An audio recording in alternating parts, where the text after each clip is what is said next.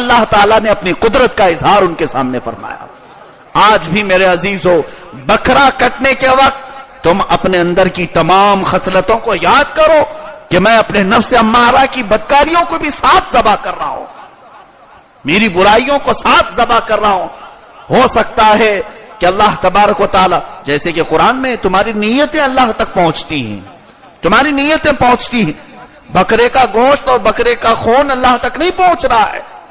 اللہ فرماتا ہے تمہاری نیتیں، اور ذبح کرنے کے وقت نیت یہ کی کہ میرے اندر یہ بدکاریاں ہیں، میرے اندر یہ فحاشی ہے، میرے اندر بے عیب جانور کی قربانی کرو تاکہ اچھی سواری تمہارے لیے قیامت کے دن ہو جائے۔ اب اندازہ کرو جو تمہاری پل صراط پر سواری بننے والا ہے اس کی کتنی عزت ہونی چاہیے۔ اسی لیے ہمارے بزرگان دین قربانی کے جانور کا اتنا احترام کرتے تھے، عزت کرتے تھے کہ عام جانوروں سے انہیں الگ رکھا جاتا تھا۔ آج بھی یہ ماحول ہے عرب میں کہ اس جانور کے گلے میں الگ سے ایک ہار ڈالا جاتا ہے تاکہ یہ پہچان میں آئے کہ یہ قربانی والا ہے، اور اس کی الگ سے خاطر تواضع ہوتی ہے، اسے الگ سے عزت دی جاتی، اس کے کھانے الگ ہوتے ہیں، اسے نہلایا بھی جاتا ہے۔ وجہ یہ ہے کہ ہمیں اپنے آخرت کا خیال ہے کہ یہ ہماری سواری بننے والا ہے۔ اور میاں ہم نے کیا کیا ہے؟ بکروں کو لا کر لڑائی کرانا، گلی میں تماشے کرانا، ایک بکرے کو دوسرے بکرے کے ساتھ لڑوانا، یہ سخت حرام ہے۔ اور فرمایا گیا یہ جانور تو لڑ لیتا ہے لیکن قیامت کے دن ان لوگوں کے خلاف رب کے حضور مقدمہ کرے گا کہ اے مولا، اس نے تیری بارگاہ میں قربان ہونے کے نام سے خریدا تھا مگر مجھ سے اس نے دنیاوی عیاشیوں کے کام کرایا ہے، اور یہ جانور جس کے خلاف کھڑا ہو گیا اس کے دوزخ میں جانے کا اعلان کر دیا جائے گا۔ اس کو ہلکا نہ سمجھو۔ اے ہماری قوم کے نوجوانوں، آج ایک بڑی بلا میں ہم پھنستے ہوئے نظر آتے ہیں۔ جانوروں کی دوڑ لگانا، ریسنگ کروانا یا ان کو سینگ سے سینگ لڑوانا سخت حرام کام ہے۔ حضور پاک صلی اللہ علیہ وسلم نے فرمایا اللہ کی، اس کے رسولوں کی، اس کے فرشتوں کی ان لوگوں پر لعنت ہے جو پرندوں کو اڑاتے ہیں، بازی لگاتے ہیں، یا مرغوں کی لڑائی کرتے ہیں، یا بکروں کے جھگڑے لگاتے ہیں۔ اس طرح سے جانوروں کو لڑائی کروانا اور اس پہ پیسے کمانا۔ کچھ لوگ خالص بکرے اس لیے پالتے ہیں لڑوانے کے لیے، ریسنگ والا بکرا الگ ہے۔ عزیزان گرامی، یہ سارے افعال مسلمانوں کے نہیں ہیں۔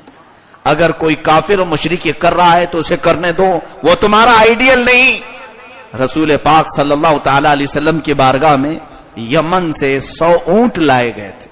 یہ قربانی کا جانور اپنے مالک کو بہت اچھی طرح سے پہچانتا ہے، بہت اچھی طرح سے جانتا ہے، اور تمہاری یہ سفارش کرے گا قیامت کے دن، اس کے ساتھ ایسی بدتمیزی کرو گے، اس کے ساتھ ایسی بے حرمتی کرو گے۔ حضور پاک صلی اللہ علیہ وسلم کے پاس جب اونٹ آئے، وہ بھی کیسے جانور تھے۔ حضرت علی رضی اللہ تعالیٰ عنہ فرماتے 5 اونٹ ہم حضور کے پاس لا رہے تھے ذبح کرنے کے لیے۔ وہ جانور کیسے تھے؟ ہم تو جانور کو بے عقل سمجھتے ہیں، لیکن وہ جب جانور 5 آتے تو وہ اونٹوں میں آپس میں لڑائی ہو جاتی۔ کوئی اونٹ دھکا دے کر دوسرے اونٹ کو پیچھے کرتا، وہ اونٹ دھکا دے کر اسے پیچھے کرتا۔ وجہ کیا تھی؟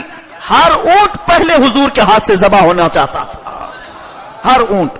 وہ اپنے مالک کو اچھی طرح سے جانتے تھے۔ عزیزان گرامی وقار، رسول کریم صلی اللہ تعالی علیہ وسلم نے ایک مرتبہ قربانی فرمائی، 2 جانور ذبح فرمائے، چت کبرے بکرے، یعنی جس میں سفیدی اور کالا پن دونوں ہوتا ہے، اس کو چت کبرا کہتے۔ حدیث پاک میں 2 بکرے ذبح فرمائے۔ پہلی قربانی اپنی طرف سے کی اور دوسرے بکرے کی قربانی اپنی پوری امت کی طرف سے فرمائے، پوری امت کی طرف سے فرمائے۔ جو نہ بھولا ہم غریبوں کو رضا، یاد اس کی اپنی عادت کیجیے۔ ہم تو پیدا بھی نہیں ہوئے تھے، ہمارے نبی صلی اللہ علیہ وسلم نے اپنی قربانی میں ہمیں بھی شامل فرمایا۔ تو آج جس کی استطاعت ہے وہ قربانیوں میں اگر بڑے کا حصہ لیتا ہے تو ایک حصہ میرے رسول کے نام سے ضرور لے، میرے آقا صلی اللہ علیہ وسلم کے نام سے بھی وہ قربانی کرے۔ اب یہاں پر میں یہ بتاتا ہوں، حضور کا نام جس قربانی کے ساتھ لگا ہے وہ بکرا جو تمہارے نام سے ذبح ہونے والا ہے، اب تمہاری خود عقل کیا فیصلہ کرتی ہے یہ تمہارے ہاتھ میں ہے क्या हुजूर के नाम, सहाबा के नाम, बुजुर्गों के नाम, या फिर तुम्हारे मुकद्दस नाम जिनसे ये ज़बह होने वाला है, उस बकरे के साथ ऐसी बदतमीजी और बेहुरमती होने पाए? ए मेरे अजीजों, इस मैसेज को आम करो उन नौजवानों तक जो दीन इस्लाम से आशना नहीं। कुर्बानी को उन्होंने मजाक समझा है। और ये बात भी मैं बता दूं, कुर्बानी के जानवर के हर चीज का अदब भी करो। अल्लाह की राह में गया है, ये अल्लाह की राह में कुर्बान हुआ है। उसके सींग, उसके चमड़े, हत्ता के फिक़ह की किताबों में यह तक लिखा है उसके चमड़े को फेंक ना दिया जाए, बल्कि अच्छे कामों में इस्तेमाल किया जाए। अच्छे कामों में इस्तेमाल करो। अब तो हमारी वो कैफियत नहीं रह गई कि चमड़े को दिबागत दे करके हम यूज में लाएं। हमारी हैसियत नहीं, इसलिए हम बेच देते हैं। वरना पहले यह होता कि कुर्बानी के जानवरों के चमड़ों को बेचा नहीं जाता था, बल्कि उन्हें दिबागत देकर, सुखाकर उनको अच्छे कामों में इस्तेमाल में लाया जाता था। मस्जिद के कामों में और भी नेक कामों में लाया जाता। कुर्बानी के जानवर का इतना अदब किया करते। और जो सींग या उसके पेट की चीजें निकलती, उसे दफन कर दिया जाता था। सड़कों पर, गटर नालियों में फेंका नहीं जाता था। ये तमाम चीजें तो हमने अक्सर खत्म कर दी। और यही सारी चीजें हैं जो आज गैरों को हमारी तरफ उंगली उठाने का मौका मिला। तुम कुर्बानी का अदब करो, फिर देखो अल्लाह ताला तुम्हारे लिए कितने रास्ते खोलता है, कितने रास्ते खुलते चले जाते हैं। खून में लथपथ होकर सड़कों पर निकलना या दूसरों को दिखाना, चाकू और छुरी लेकर लोगों को डराना धमकाना, ये सख्त तरीन आमाल है। मदीने तैयबा में एक सहाबी रसूल, वो तो तलवार रखने का मौका था उस जमाने में, वो तलवार ऐसे लटकाए हुए बगल में आ रहे थे। तलवार की अनी नोक जो है इस तरह सामने को लटकी हुई थी।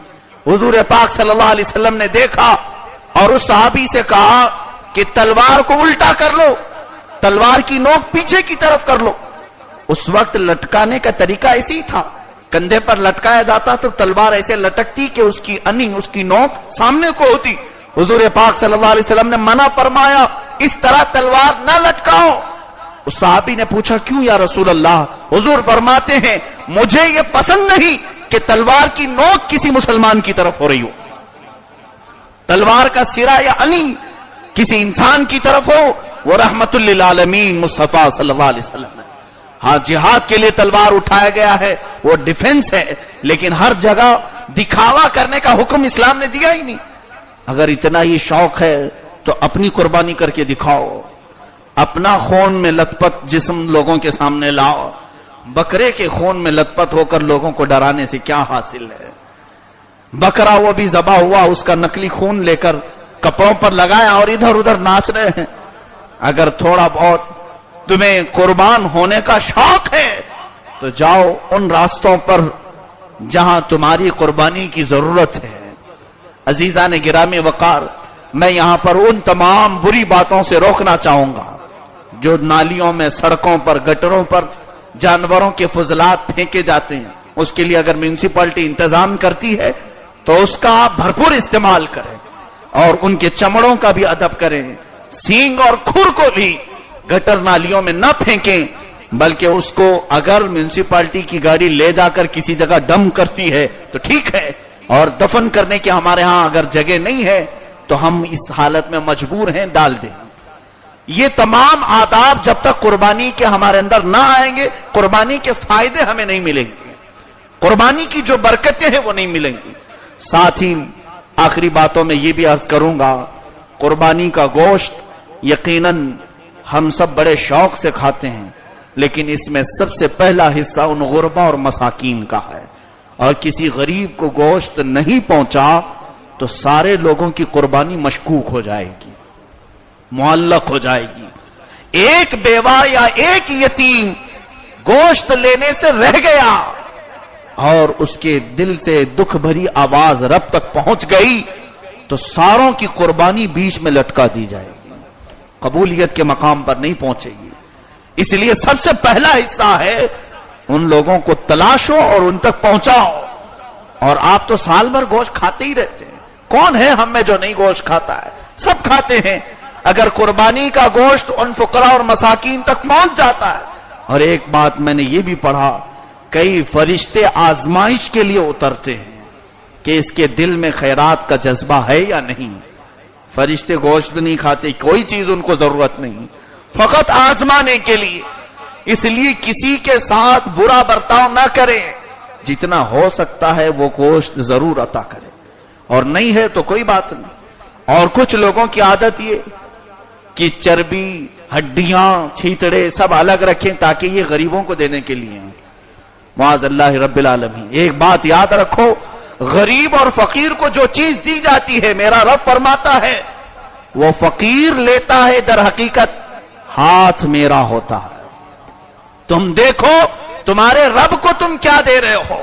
یہ حدیث پاک میں بنی آدم جو خیرات کرتا ہے فقیر کو, سامنے فقیر ہوتا ہے, دست قدرت اللہ کا ہوتا ہے. میں لیتا ہوں اس کی خیرات کو اور میں پالتا ہوں اس کی خیرات کو. رب فرماتا ہے تم سوچو کہ تم اپنے رب کو کیا دے رہے ہو. اس چیز کا ہمیشہ میں خیرات کے معاملات میں بھی اس کو بیان کرتا آیا ہوں. اللہ کی بارگاہ میں دینے والی چیزیں اچھی ہوں, ہاں ہمارے کھانے کے لیے اگر کمتر بھی رہ گئی تو کوئی حرج نہیں. ان تمام چیزوں کا خیال رکھیں, قربانی کی برکتیں ضرور ملیں گی. لیکن ذبح کے وقت اس سال یہ نیت ضرور کرنا کہ اے خالق ارض و سما, اے خلاق کون و مکان, میرے اندر جتنی بری عادتیں ہیں میں اس قربانی میں اسے ذبح کر رہا ہوں. انشاءاللہ یہ نیت تمہاری رب تک پہنچے گی